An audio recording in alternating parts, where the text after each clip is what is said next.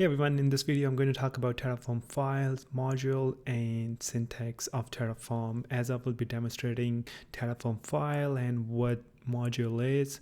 I will also demonstrate in my VSCode to kind of help you understand what I'm talking about it. So without any further ado, let's get started. When it comes to Terraform, you declare your configuration in a plain text file, and those files would have .tf extension.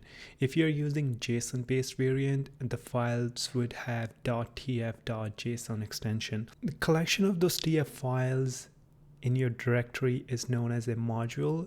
Wherever you invoking your Terraform, your working directory is known as a root module, and Terraform always would have a single root module.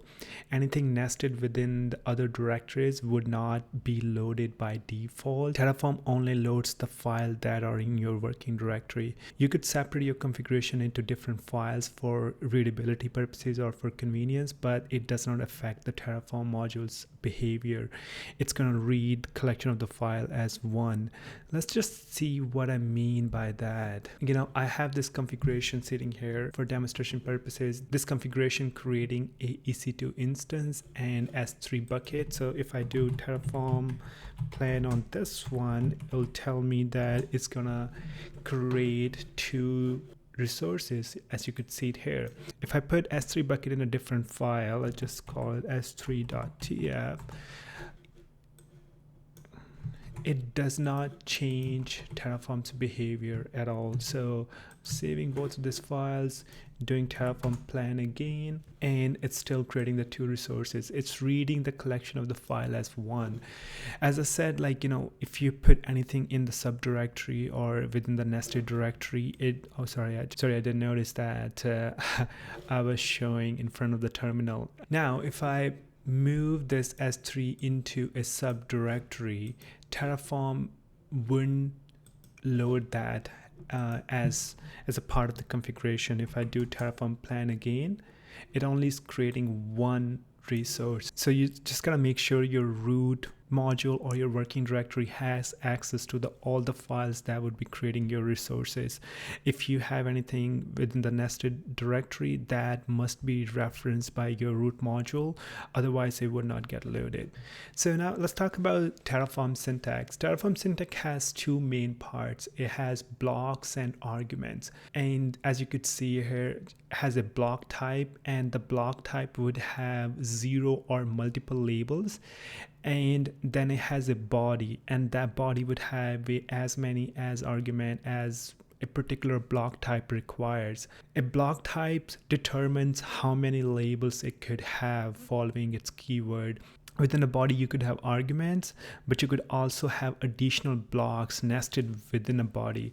As you could see in the example here, we have a resource block, and it has two labels, AWS instance, and then has a server. Server is an identifier, we'll talk about it shortly, but that's AWS instance is a resource type, and then it has multiple arguments. AMI is an argument, instant type is an argument, and the body of the block type could have nested blocks in it, and that's what we're seeing here. CPU option is an additional nested block within the resource block. When it comes to blocks, each block has a specific purpose and syntax. You're seeing an examples here, like in the output block, it has only single label, just identifier, and then you have a Terraform block, and that does not have any label at all, but you have a nested block within it. So again, just going back to the previous slide, you could have block could have 0 or more label, and the body could have as many as argument as required. Let's talk about arguments. Arguments helps you assign a value to your named attribute within your block, and not all arguments within the resource block are required. Some of them are optional, and that get determined by the resource type or whatever the element you are creating. Arguments accept different type of data types like string, number, boolean, list, and map. When it comes to arguments, they follow this particular format. You have argument name, and on the right side you would have an argument value.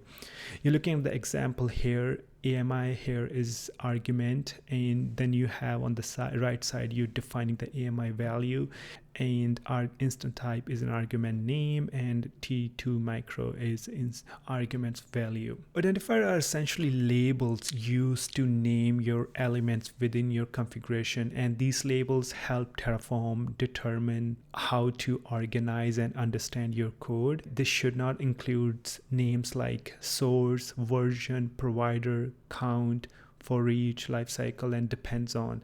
These are like essentially reserved keywords for Terraform, and they have their purposes, so Terraform don't want you to use them as the labels for other elements in your configuration. Identifiers help you identify a specific block and the attribute. You're looking at the example here, resource, we're creating a resource and it's AWS instance, and the server is the label. Terraform's gonna recognize this is AWS instance using server as its label, and that's how Terraform would know about this EC2 instance and its properties. And that's it. And that's it with the syntax. It's relatively simple.